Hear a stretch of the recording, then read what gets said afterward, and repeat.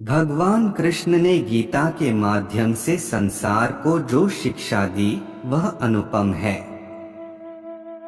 वेदों का सार है उपनिषद और उपनिषदों का सार है ब्रह्मसूत्र और ब्रह्मसूत्र का सार है गीता। सार का अर्थ है निचोड़ या रस। गीता में उन सभी मार्गों की चर्चा की गई है जिन पर चलकर मोक्ष, बुद्धत्व, कैवल्य या समाधि प्राप्त की जा सकती है। दूसरे शब्दों में कहें तो जन्म मरण से छुटकारा पाया जा सकता है। तीसरे शब्दों में कहें तो खुद के स्वरूप को पहचाना जा सकता है। चौथे शब्दों में कहें तो आत्मज्ञान प्राप्त किया जा सकता है और पांचवें शब्दों में कहें तो ईश्वर को प्राप्त किया जा सकता है। आओ जानते हैं भगवान श्री कृष्ण के वे रहस्यमय सूत्र जिन्हें जानकर आपको लगेगा कि सच में यह बिल्कुल ही सच है। निश्चित ही उनके ये सूत्र आपके जीवन में बहुत काम आएंगे। जीवन में सफलता चाहते हैं तो गीता के ज्ञान को अपनाएं और निश्चिंत तथा भयमुक्त जीवन पाएं।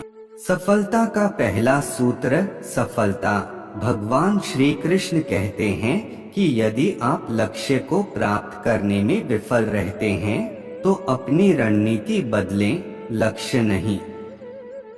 इस जीवन में न कुछ खोता है न व्यर्थ होता है।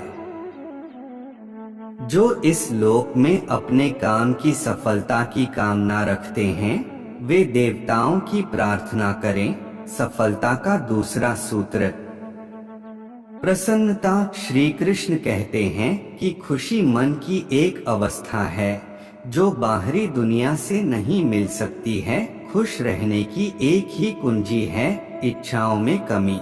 सफलता का तीसरा सूत्र आत्मविनाश या नरक के ये तीन द्वार हैं वासना, क्रोध और लोभ। क्रोध से भ्रम पैदा होता है। भ्रम से बुद्धि व्यग्र होती है। जब बुद्धि व्यग्र होती है तब तर्क नष्ट हो जाता है। जब तर्क नष्ट होता है तब व्यक्ति का पतन हो जाता है। वह जो सभी इच्छाएं त्याग देता है और मैं और मेरा की लालसा और भावना से मुक्त हो जाता है, उसे शांति प्राप्त होती है। सफलता का चौथा सूत्र विश्वास क्या है? मनुष्य अपने विश्वास से निर्मित होता है। जैसा वो विश्वास करता है वैसा वो बन जाता है। व्यक्ति जो चाहे बन सकता है यदि वह विश्वास के साथ इच्छित वस्तु पर लगातार चिंतन करे। हर व्यक्ति का विश्वास उसकी प्रकृति के अनुसार होता है। विश्वास की शक्ति को पहचाने। सफलता का पांचवा सूत्र मित्र और शत्रु दोनों है। मन जो मन को नियंत्रित नहीं करते उनके लिए वह शत्रु के समान कार्य करता है। मन की गतिविधियों, होश, श्वास और भावनाओं के माध्यम से भगवान की शक्ति सदा तुम्हारे साथ है और लगातार तुम्हें बस एक साधन की तरह प्रयोग करके सभी कार्य कर रही है। मन अशांत है और उसे नियंत्रित करना कठिन है, लेकिन अभ्यास से इसे वश में किया जा सकता है। सर्वोच्च शांति पाने के लिए हमें हमारे कर्मों के सभी परिणाम और लगाव को छोड़ देना चाहिए। केवल मन ही किसी का मित्र और शत्रु होता है। सफलता का छठा सूत्र निर्भीक बनो।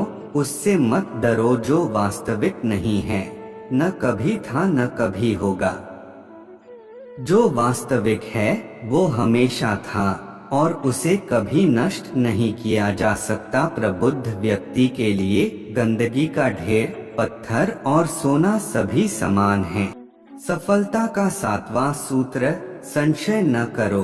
सदैव संदेह करने वाले व्यक्ति के लिए प्रसन्नता न इस लोक में है न ही कहीं, और आत्मज्ञान की तलवार से काटकर अपने हृदय से अज्ञान के संदेह को अलग कर दो। अनुशासित रहो, उठो संदेह, संशय, दुविधा या द्वंद्व में जीने वाले लोग न तो इस लोक में सुख पाते हैं और न ही परलोक में उनका जीवन निर्णयहीन, दिशाहीन और भटकाव से भरा रहता है।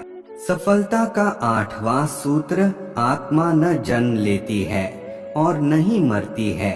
जन्म लेने वाले के लिए मृत्यु उतनी ही निश्चित है जितनी कि मृत होने वाले के लिए जन्म लेना। इसलिए जो अपरिहार्य है उस पर शोक मत करो। न कोई मरता है और न ही कोई मारता है, सभी निमित्त मात्र है। सभी प्राणी जन्म से पहले बिना शरीर के थे, मरने के उपरांत वे बिना शरीर वाले हो जाएंगे। यह तो बीच में ही शरीर वाले देखे जाते हैं, फिर इनका शोक क्यों करते हो?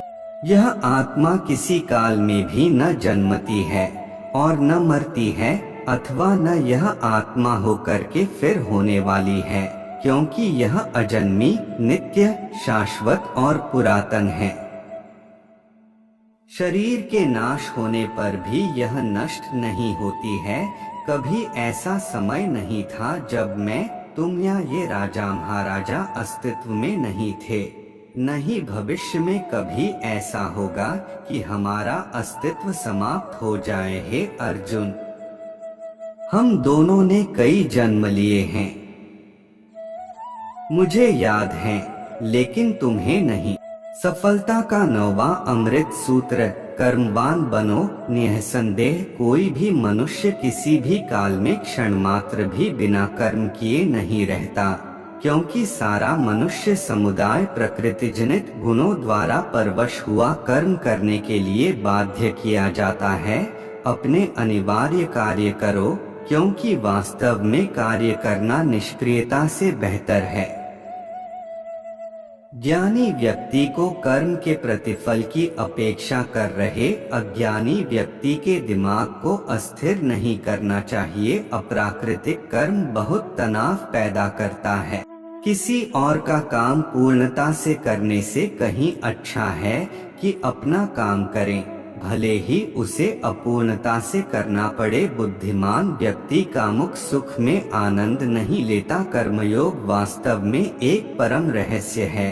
सफलता का 10वां अमृत सूत्र, जो मेरे साथ हैं मैं उनके साथ हूँ। संपूर्ण ब्रह्मांड मेरे ही अंदर है।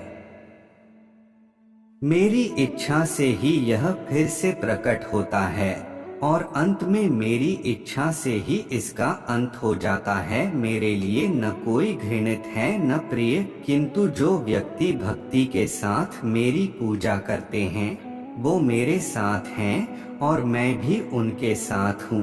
बुरे कर्म करने वाले, सबसे नीच व्यक्ति जो राक्षसी प्रवृत्तियों से जुड़े हुए हैं और जिनकी बुद्धि माया ने हर ली है, वो मेरी पूजा या मुझे पाने का प्रयास नहीं करते हैं। अर्जुन, कल्पों के अंत में सब भूत मेरी प्रकृति को प्राप्त होते हैं, अर्थात प्रकृति में लीन होते हैं, और कल्पों के आदि में उनको मैं फिर रचता हूँ। मैं उन्हें ज्ञान देता हूँ।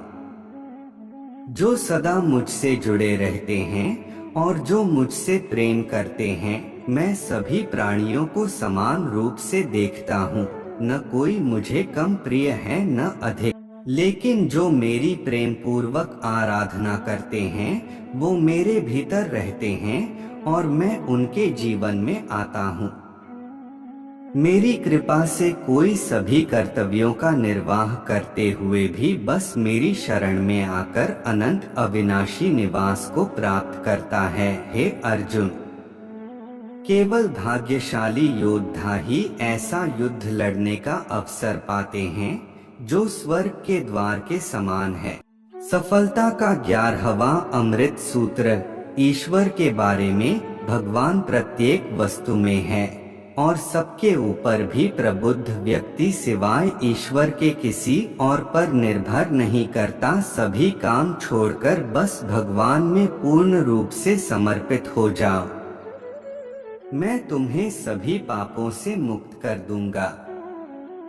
शोक मत करो, जो कोई भी जिस किसी भी देवता की पूजा विश्वास के साथ करने की इच्छा रखता है, मैं उसका विश्वास उसी देवता में दृढ़ कर देता हूँ। हे अर्जुन, मैं भूत, वर्तमान और भविष्य के सभी प्राणियों को जानता हूँ, किंतु वास्तविकता में कोई मुझे नहीं जानता। ईश्वर एक अदृश्य एवं अकथनीय शक्ति है, जिससे संसार की उत्पत्ति, पालन एवं लय होता है। मानवीय रूप में उसकी ऐसी कल्पना की जा सकती है कि उसके सभी ओर से ज्ञानेंद्रियां और कर्मेंद्रियां हैं। सर्वत्र पणिपादं तत्सतोक्षि शिरोमुखम। वह समय समय पर संसार में धर्म की पुनर्स्थापना के लिए सगुण रूप में अवतरित होता है। वह जो मृत्यु के समय मुझे स्मरण करते हुए अपना शरीर त्यागता है, वह मेरे धाम को प्राप्त होता है, इसमें कोई संशय नहीं है। वे जो इस ज्ञान में विश्वास नहीं रखते, मुझे प्राप्त किए बिना जन्म और मृत्यु के चक्र का अनुगम करते रहते हैं।